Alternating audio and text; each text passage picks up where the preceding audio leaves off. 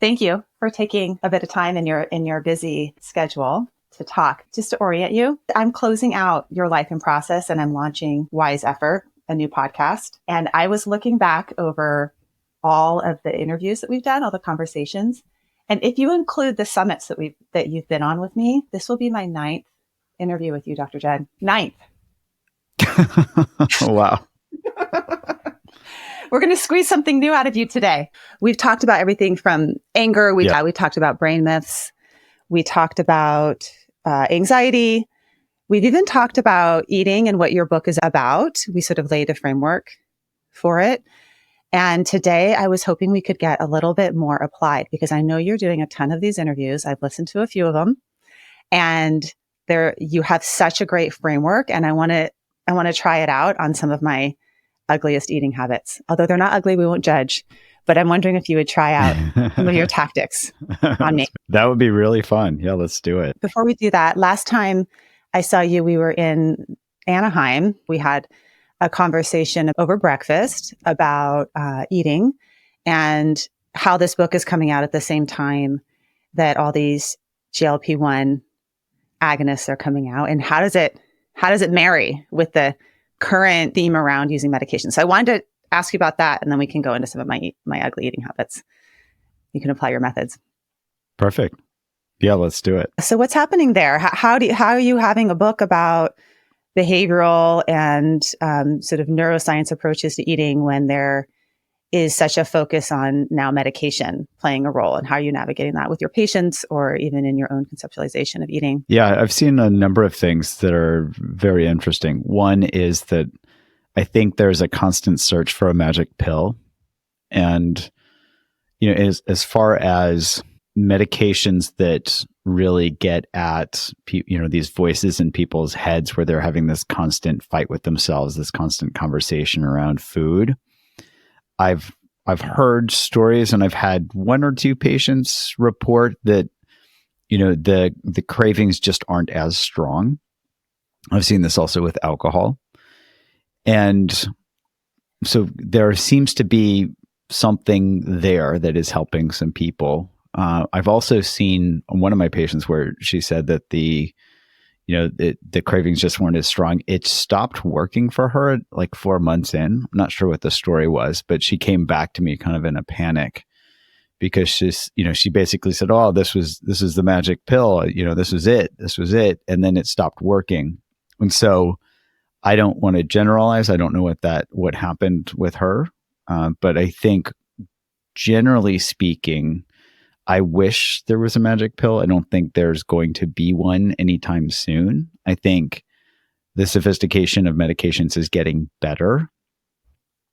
And where does that leave us? Well, one, it still leaves people with needing to know how their brains work and how to work with them, because ultimately, I think certainly it would help a drug company's bottom line if people had to stay on certain medications for their entire life. What we don't know is what the long-term effects of these medications are and how long they'll work for certain people. We also don't know what the ultimate cost to society is with the cost of these drugs. So the way I'm looking at this is that, for some people, especially the ones that can afford it, and they want that magic pill and they don't want to do anything else, there aren't many other options. I would say for the majority of people, it's really helpful, whether they're using one of these medications or not, to start working with their own brains and start to leverage the strength that they already have. And I think anybody can learn about how their brain works and learn how to work with it. It's not that complex, and we can get practical about that today. On top of that, I would say these types of learnings generalize beyond eating to helping people live happier, healthier lives. And I've seen that over and over and over and over. So it's instead of all the list of side effects that drug companies have to put on a commercial, I like to list the side benefits that come with learning how your brain works. So that's what I would put out there in terms of what I'm seeing. And I would say it's an ongoing story. These medications haven't even been out long enough to get, a couple of years data on them. So this is a very new and evolving story. I'm also curious what you've seen.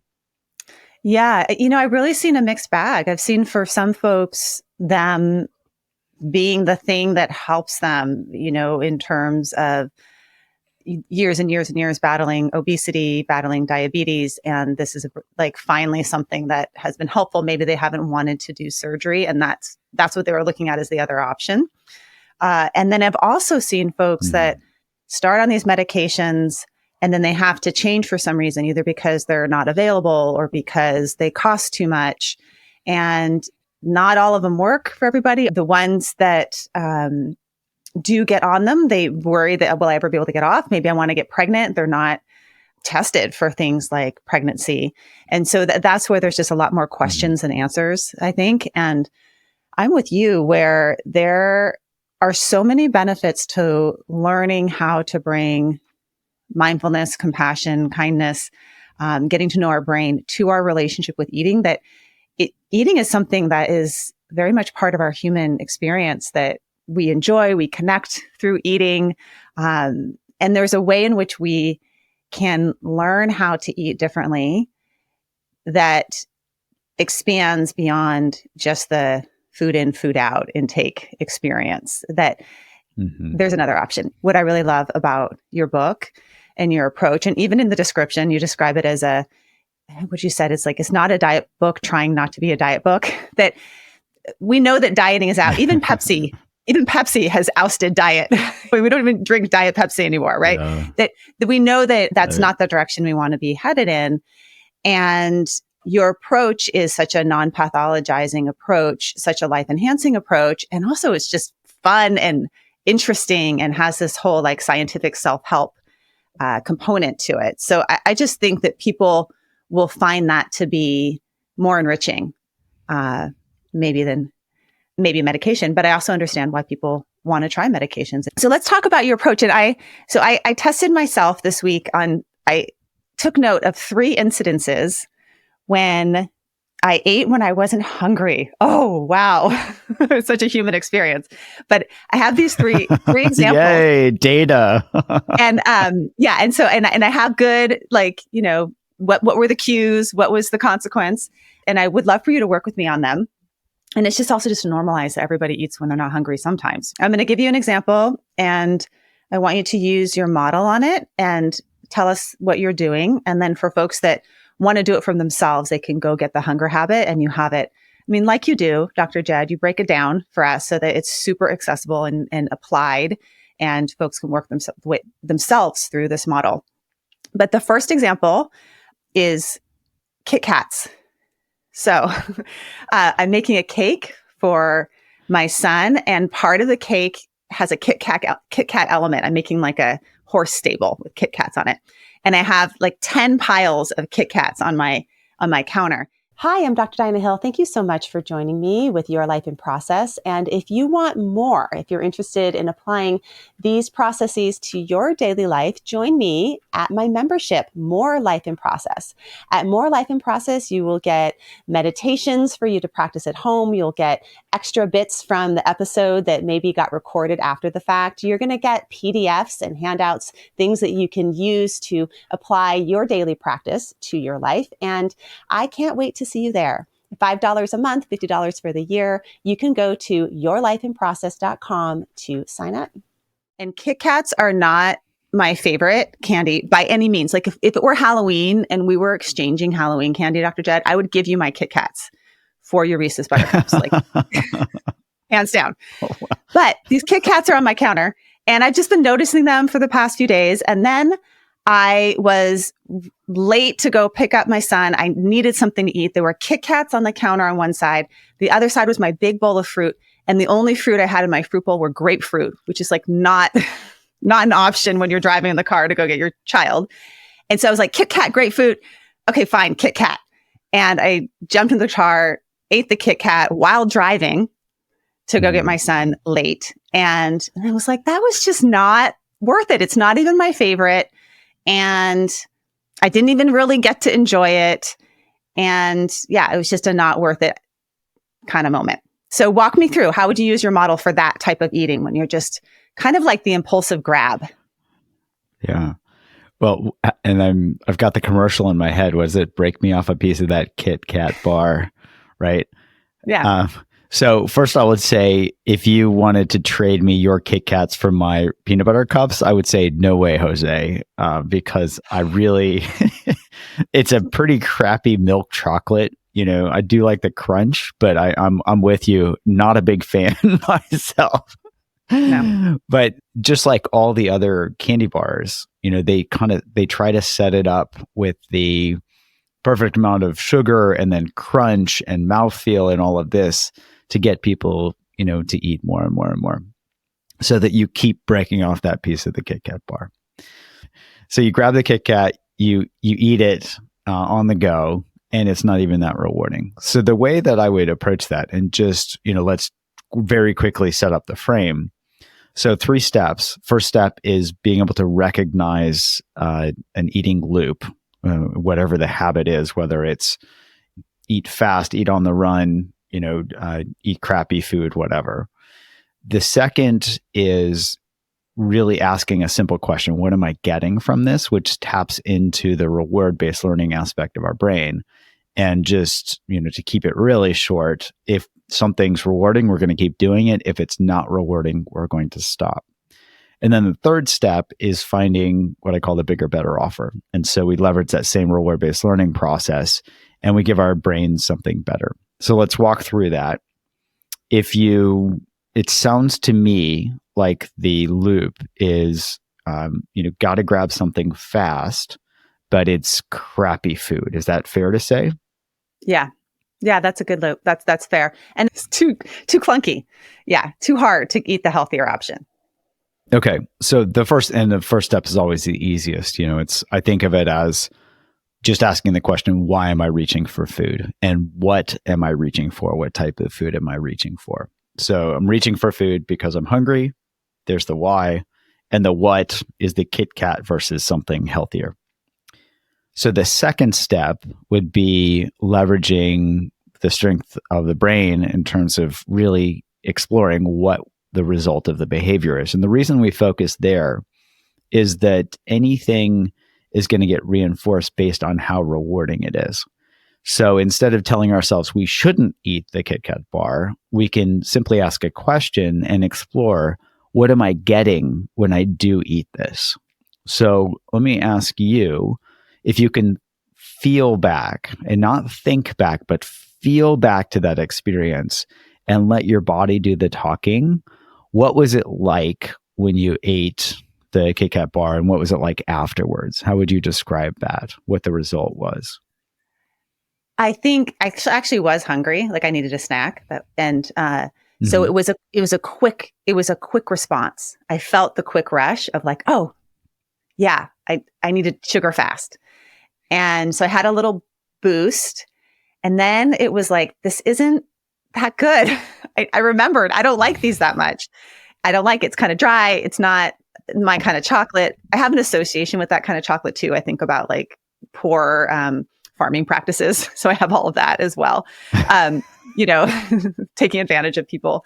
But yeah, I would say post hoc, 5 minutes, didn't feel great.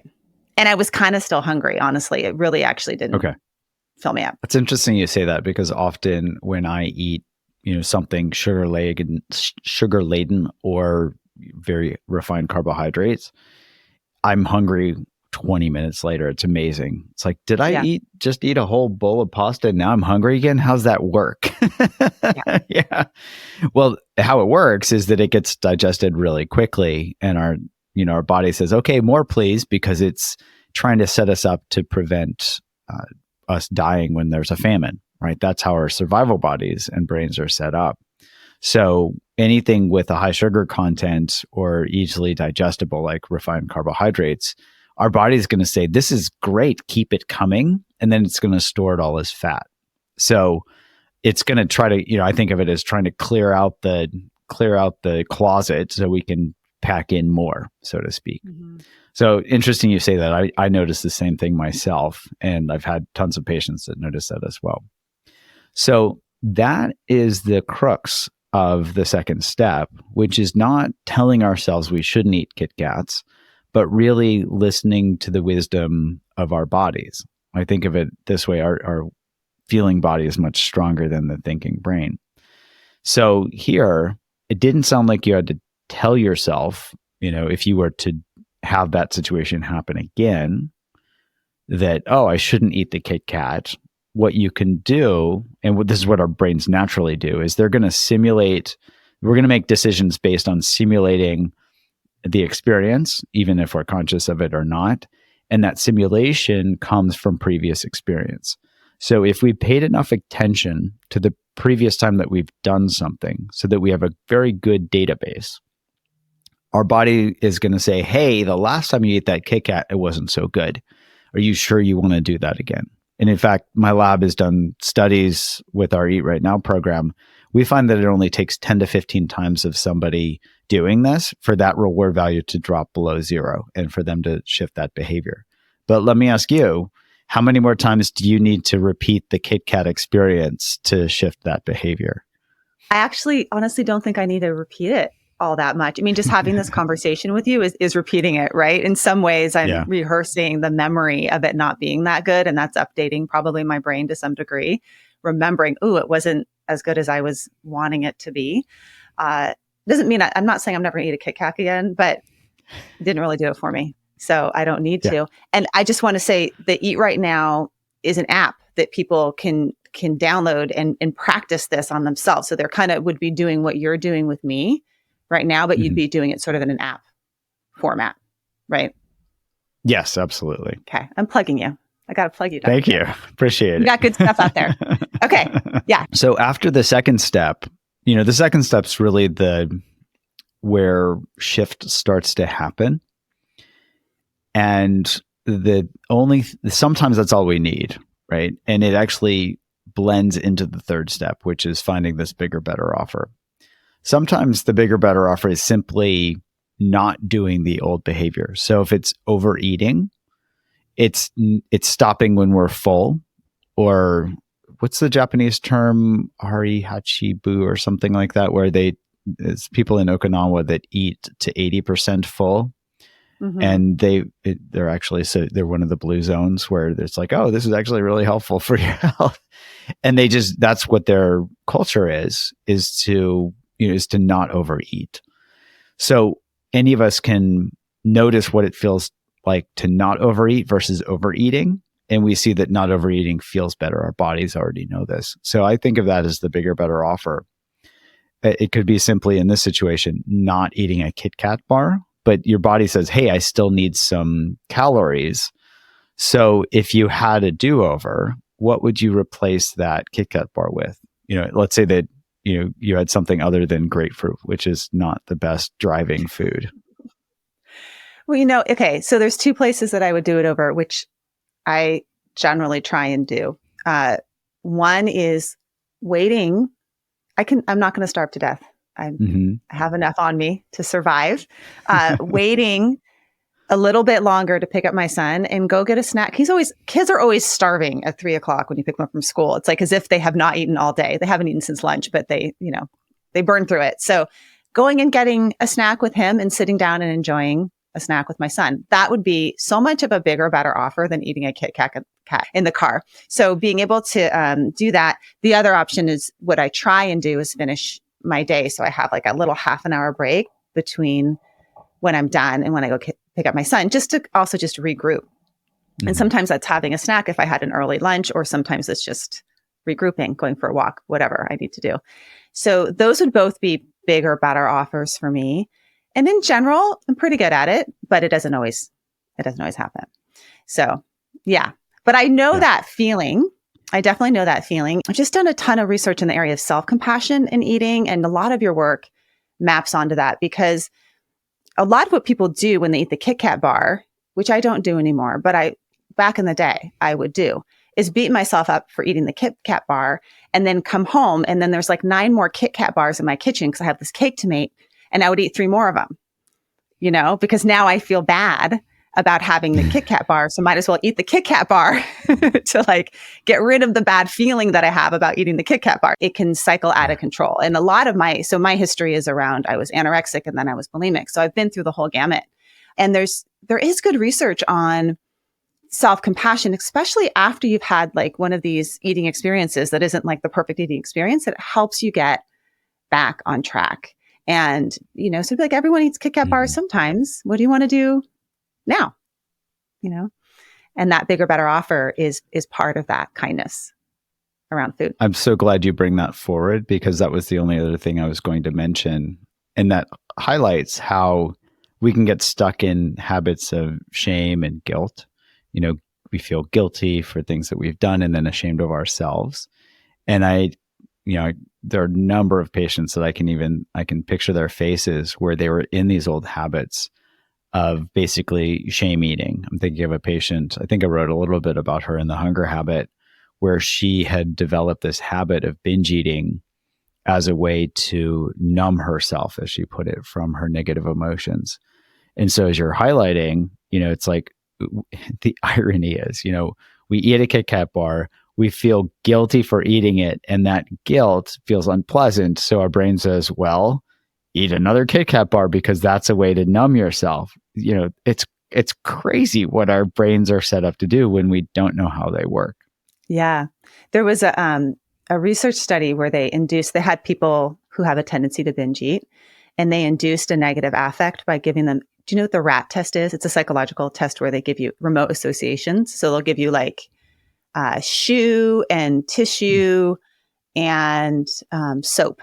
And they'll say like, what is a word that relates to all three of those words? The word would be box. So it's a remote associations test. But they gave him this test, the remote associations test, that was basically impossible. Like you get 1 out of 10, right? And so they induced people to feel bad. And then they put them in a room full of muffins and chocolate and cookies. And they said, okay, so how much are you craving these foods? And then how much do you want to eat? And then I'm going to go away for a little bit. Eat as much as you want. Of course, the researcher goes away and they're, testing how much people ate. But beforehand, half of the people they gave a self-compassion intervention to, and the other half they gave a self-criticism intervention to. So the self-criticism intervention was like, think about things that you don't like about yourself. Now that you've like a loser on this task, think about all the reasons why. I know these poor people, I don't know how they get past the I or B on this. And then the other group was like doing a Kristen Neff, be kind to yourself. Everyone does poorly on a test sometimes. This isn't a measure of your worth, whatever. And what was interesting in the outcomes were both groups had high cravings in response to these foods. The self-compassion did not reduce the cravings, which was interesting. The self-compassion did not reduce the desire to eat the food, but the self-compassion folks ate significantly less. And I was thinking about your model, because your model focuses not on the cues, not on whether or not you're going to have a craving or whether or not foods, Kit Kats are going to be on your counter, but it's what do you do when those cravings show up, and how can you train your brain to choose the kinder, better option for you. So when you're in a situation where you have a negative emotion show up and you want to eat because that's what maybe your habit has been in your life, or maybe even what was trained to you as a kid, oh, you did poorly on your test, honey, let's go get an ice cream to make you feel better. We've all done it, right? That self-compassion actually helps you make the better choice. It is revolutionary to start to think about our relationship with food in this way, when culturally that's not the message that we're given at all. Amen. And I would say, let's change the culture, because how many parents want to look back and think of all the times that they've rewarded their kids with food and didn't know that they had an alternative where they could reward their kids with a hug or something that isn't associated with food when they're not hungry, right? And just knowing how our brains work, it just makes it so much easier to see that there are choices that are going to help set their kids up for success, and as part of that, set them up for kindness and compassion. Yeah. So I said I was going to say 3. We're almost out of time. So I'm going to give you one more and you're going to do a rapid fire of where you think, because I want to do one more with you and where you think you could use your model to intervene. And then we can talk about how people can, get your book and work with your book. The second one is anxious eating.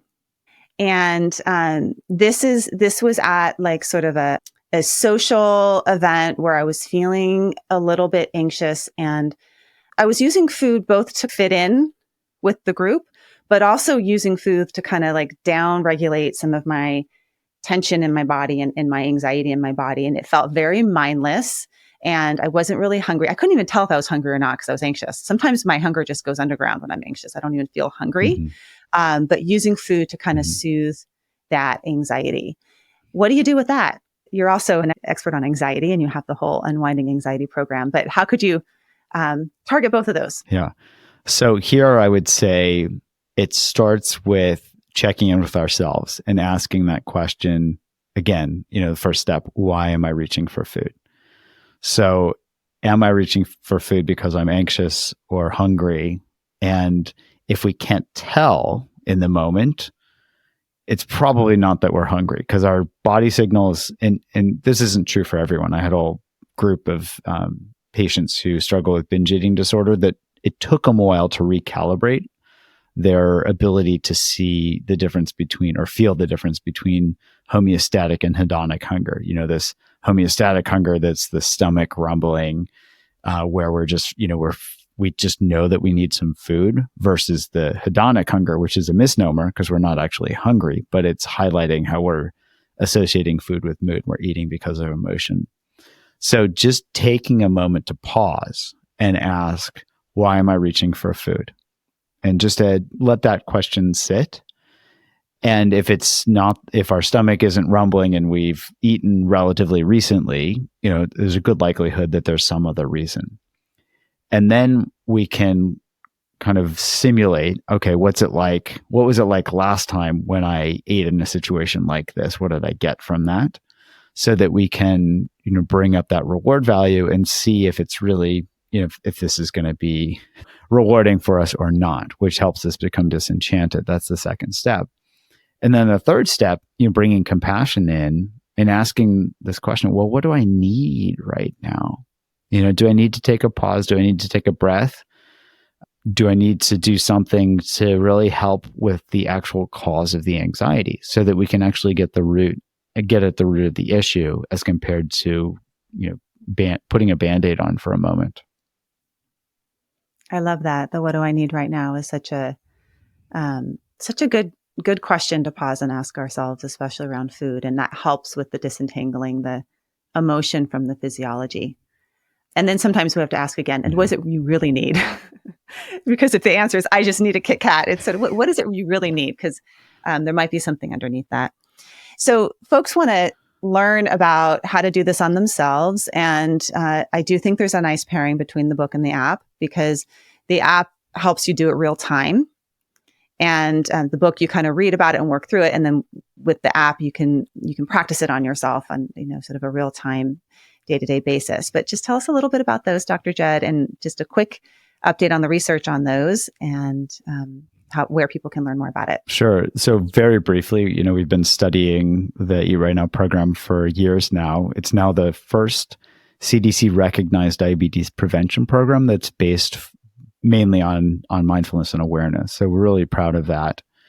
And the book is all about the research and the underlying physiology and all the different ways that we get, that we eat out of habit as compared to hunger, and then what we can do about it. So all of the information for both of those is available on my website, drjud.com, drjud.com.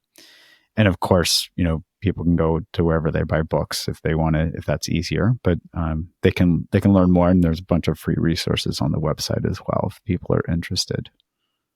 Okay, awesome. We'll go check that out. We'll put the link in the show notes. Thank you for spending this time talking about your program, your book, doing a little work on me. I'm never going to eat a Kit Kat again in the same way after this.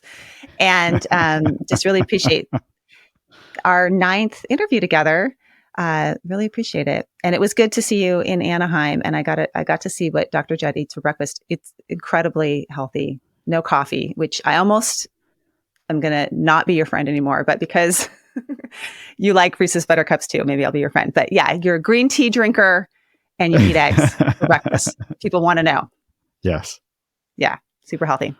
Okay. Yes. Thanks, Dr. Jud. I love starting with protein. Yeah. Start with protein, especially as we age. Start with protein. Okay. Thanks, Dr. Jud.